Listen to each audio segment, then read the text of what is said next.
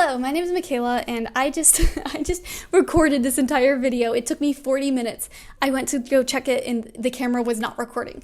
So I am going to record this video again. Okay, this is a really aggressive way to start the video, so let me reset. Hello, my name is Michaela, and I want to give some book recommendations today based on your college major. So I tried to find which ones are most popular. Creative writing was not on like any of the lists when I looked online, so I did add that one, but otherwise these are like the most popular majors from what I can understand. Yeah, there are 40 of them. I guess I did one per minute when I recorded this the first time because it took me 40 minutes. See, I need to stop complaining. I'm so sorry. Starting off at the top with accounting. I don't know much about accounting. Really, I know nothing about accounting, but Money and Finances made me think of Silas Marner by George Eliot, and this is actually not the only George Eliot book on this list. It's very much a moral book, and it's about this man who counts his money every single night. He's very greedy, and it's kind of about his character arc throughout the book. Not to say that like if you're into accounting, you're like obsessed with money or something. That's not what I mean at all. Agriculture, I chose Walden by Henry David Thoreau because Thoreau he's into sustainability.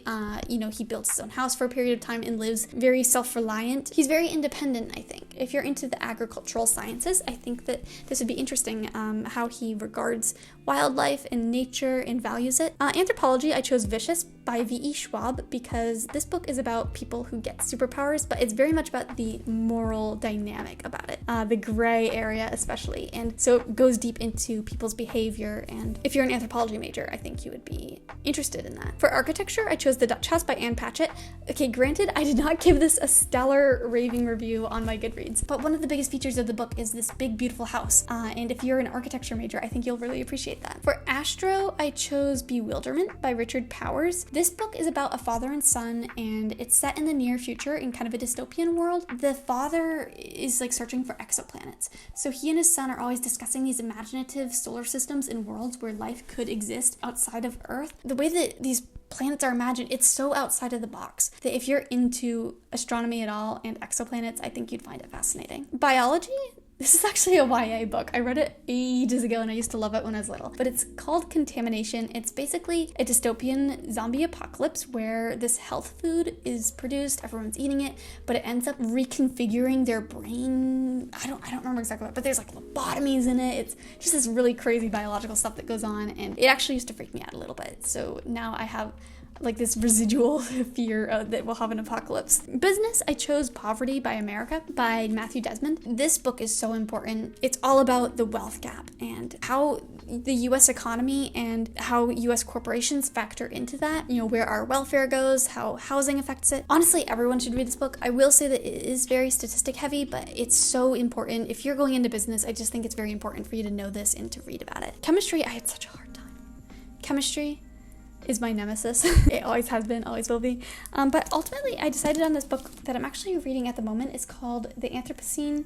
I feel like I've heard it said both ways. But it's by John Green, who also wrote classic YA books like The Fault in Our Stars, Looking for Alaska. It's essays. In each essay, he talks about something really random, like teddy bears or the Hall of Presidents at Disney World or velociraptors, and then he rates it at the end. Like, I give, Diet Coke 3 out of 5 stars, something like that. And the reason I think you would like this if you're a chemistry major is because it's very formulaic. It's logical essays. He rates it at the end. And if you're a chemistry major, you're obviously a rational person and you do formulas. And I think that and there's also biochemistry and chemistry that does crop up in here. For classics, I chose The Song of Achilles by Madeline Miller. This is a romance set in ancient Greece, and it follows along the storyline with Achilles, as you could imagine by the title. I wanted to say at first like The Secret History by Donna Tartt, but I think that one's kind of overdone. Like everyone who's a classics major knows about that. And actually this book is pretty popular too, granted. Communications, I chose The Lion Woman of Tehran by Marjan Kamali. This is set in Iran. It's about two friends. One comes from a wealthier background, but her family loses money and then she goes to a different school where she meets this friend, and there's a lot of trust, friendship, jealousy, betrayal in this book, and then also just political communication as well, communicating with the world and society about women's rights. There's personal communication and societal communication in this. Computer science, I chose Tomorrow and Tomorrow and Tomorrow by Gabrielle Zevin. I am not a computer science person. Never did I think I would find interesting a book that's about designing a video game, but it really is a good book. It's very sad and dramatic and great character dynamics in here. So I'd recommend it because there's a lot of coding and like computer software stuff, which I know sounds boring if you're not a computer science major and you're watching this video, but I promise it's really good. So even if you're not a computer science major, I still think that you should read this. Creative writing, I chose Yellowface by R.F. Kuang. It's about a writer who plagiarizes her dead friend's book and passes it off as her own, and she has these huge internal moral quandaries with it. I mean, it's about a writer, so if you're into creative writing, then you might want to read this one. Criminal justice, I felt like the obvious answer was Crime and Punishment by Fyodor Dostoevsky, so I didn't go with that. I went with Room by Emma Donoghue, and this is about a woman who is kidnapped and assaulted, and she's kept in this one room for years and years, and her son is there with her, and they never see the outside world. They're just kept captive. Economics, I chose The Serviceberry. This is a really short book, almost like a manifesto. I just read it recently, but it's about a gift economy. So it's not like the typical economy that we think about and that we learn about. Like, and I say we here as though I've ever taken an econ class. I have not. But a gift economy is the central theme of this. It's about the importance of giving back and not hoarding, taking, accumulating for yourself, but when you receive a gift, giving it back, because it not only makes better, stronger communities, but it's also better for the environment. And she's just really got such a passionate voice about this gift economy, and I found it fascinating. Education. My Dark Vanessa. This is about what not to do if you are in education, because this is about a 15-year-old girl who has an affair with her teacher who is much older than her. It's a disturbing book. It's riveting and it's disturbing, and it's about agency and manipulation as this girl navigates the abuse that she endured in the present timeline, and then also goes back to her timeline of being a 15-year-old and how she got wrapped up into this relationship, how she was manipulated into it, but then ultimately pursues it and seeks it out in her life. So one of the best books on this list. Engineering, I chose Recursion by Blake Crouch. This is a bizarre book. It's about a world. They develop this way to revisit memories so that you can change the timeline. So these people, they're able to go back into a past memory and then kind of make an alternate universe through that memory and doing something differently than when they had lived it the first time. The reason I'd recommend this to engineers is because there's a lot of mechanics in this of how this works and how it's processing, and it's also solution driven. This book is about finding a solution and fixing everything. And if you're an engineer, you're about fixing problems and solving and finding resolutions. English literature, I chose Rebecca by Daphne du Maurier. It's just quintessential English literature. It's set in Cornwall, and the prose is lush with description. It's about a murder, actually, so it's also very gothic. I think that if you're into English lit, then you'll just appreciate both the colorful writing and the gothic elements. Environmental science, I chose Migrations by Charlotte McConaughey. It's about this woman who goes on a boat and joins the crew because she's pursuing and tracking these birds as they migrate south. It's a dystopian, so like the birds are dying out and they go down to Antarctica, so it's very environmentally based. Exercise science, I chose Carrie Soto is Back by Taylor Jenkins Reid. I actually have 3 Taylor Jenkins Reid books on this list, so I apologize for that, but I do love her. She's a great writer. This is about a tennis star, and she's retired, but then she wants to defend her world record of the number of titles that she has, so she decides to go back into it because she's an extremely competitive person, and it's a great historical fiction. I learned so much about tennis. Never thought I'd be interested in tennis. For film/cinema studies, I chose Boy Parts by Eliza Clark. This is a very inappropriate book. This woman takes advantage of men and does photos of them and records them as art in very inappropriate ways, but she's also very unstable, so it's like a psychological thriller and also horror. You really get into the mind of someone who takes art way too far. If going from there into this one, Forensic Science, The Devil All the Time by Donald Roy Pollock. If you are into things that are gory, gross, grotesque, then this book is for you. All the crime your heart could ever desire is going to be in here, and it's not just any crime, it is bloody, gross crime. Geography, I chose The Priory of the Orange Tree. This is high fantasy, but it's such good world building, and that's why I'd recommend it. I love geography, and I love referring to the map at the beginning of the book, and the creation of these fictional religions is really well done, and fictional languages is really well done. So if you're into geography and worlds, I think that you would love learning about this fictional world. Health administration, health. I chose Lady Tan's Circle of Women by Lisa C. This is based on a true story. It's about a woman in China who learns to be a doctor, and she writes a book full of medicine and remedies, and I think that if you're into health, you'd be really fascinated by how this woman woman is kind of a pioneer. She is a pioneer and saves a lot of people's lives. It's really cool to read about something that's set so far in the past as well. History, I chose Unbroken by Laura Hillenbrand. This is a remarkable biography done on Louis Zamperini, who was an Olympic runner, and he, during World War II, his plane crashed in the Pacific and he became a prisoner of war. So there are so many documents and interviews in this biography that just make it extremely well researched, and I was blown away by how much I learned about this and just how emotionally engaging it was too. International Relations, I chose The People in the Trees by Hanya Yanagihara. This is about a scientist, a white scientist who travels to a Pacific island. He takes advantage of the people who live there. At its core, this book is just really representative of the interplay between white colonizers who take advantage of indigenous groups. And, you know, it's hard to read because of that, because you're in the head of this terrible man. But it's such an important read, I think, and it also has magical realism in it, which is always fun. Journalism, I chose The Seven Husbands of Evelyn Hugo by Taylor Jenkins Reid. And this is a wildly popular book, so maybe you've already read it, but there are kind of two timelines in this. One is following a journalist who is writing the story of the other timeline that's going on. This woman, Evelyn Hugo, her path to becoming a movie star, her experiences as a movie star. It's much more complex than this, but it's really a page turner. Marketing.